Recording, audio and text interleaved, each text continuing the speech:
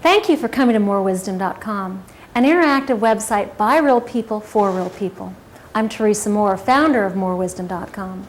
My primary goal is to share experts in the industry that I've used on my journey to creating abundant wealth, health, and spirituality. I encourage you to travel on my website and review the information that I've acquired as an entrepreneur and mother over the last 30 years from experts in the various fields of wealth, health, financial enlightenment, and much, much more. We all have our own inner data bank, an unlimited supply of universal knowledge that's there for us to pull from whenever we want. In fact, one of the most common beliefs of all physicists within the scientific community is that knowledge is never destroyed, it just changes shape. So that being said, if you can locate the information through your own connection in the higher source, through your own inner guidance system of tools and information, then you'll always know what's best for you. And you can trust your own instinct to lead you on the path you've chosen for yourself.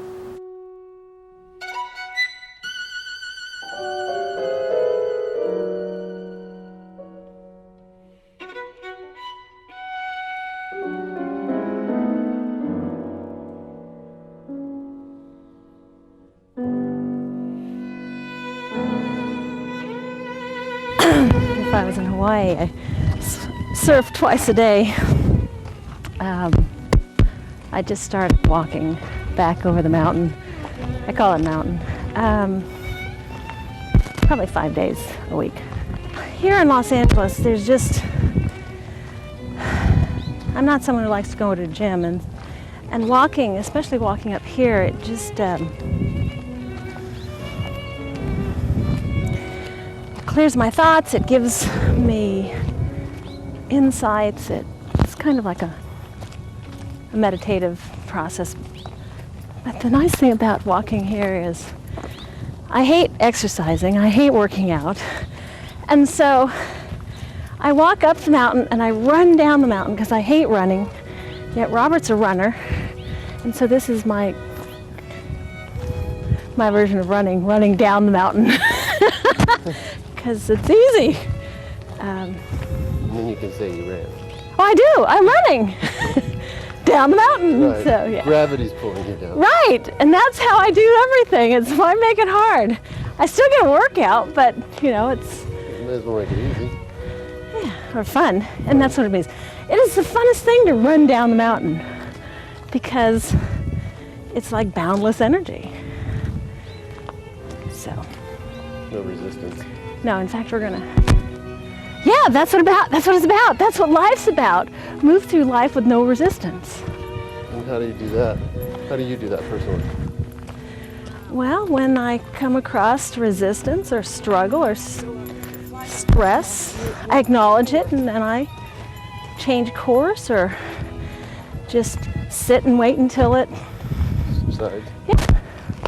Or it makes me go in and look at. I actually use resistance or stress to look at, okay, you're not in flow. Maybe that's why I like running down the mountain, because you're in such a momentum of flow. And truly, some of my greatest ideas come when I'm running down the mountain. It's not really a mountain, but the other thing is the energy here in nature. Just, in a sense, it's right down the street, but yet it pulls me out of the density of Los Angeles and gets me above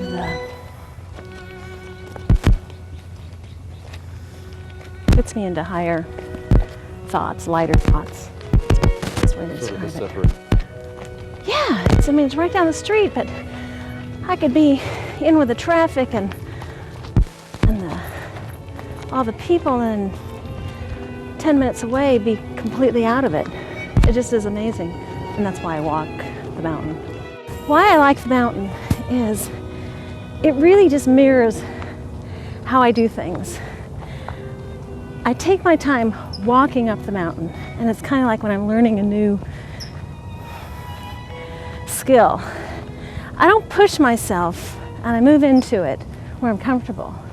And then when I know I've accomplished it, I just flow through it, and that's what running down the mountain does. It just consistently reinforces.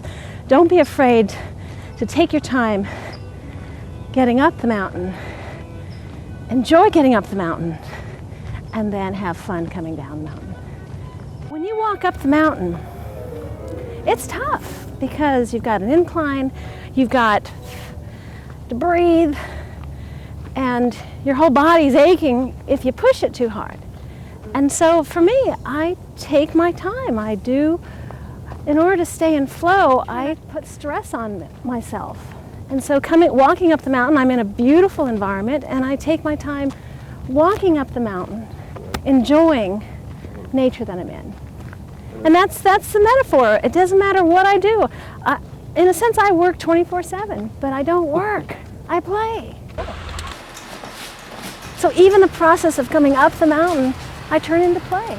I turn it into a meditative, something I love doing. Right. I do it slow, acknowledge the effort, but I don't push myself to exhaustion. Right.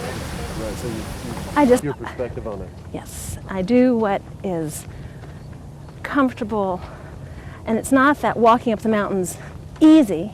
Just because it's a mountain, there's going to be stress in my body, but I take the stress the way my body wants to take it. I don't push myself into, I don't like pain. Something else. Yeah, I don't like pain. And so I direct how much pain I'm going to put my body through for the learning lesson. So that's, I guess that's... So explain the correlation between the mountain and a challenge? No, and your wealth. And my wealth. How did you, was there a similar...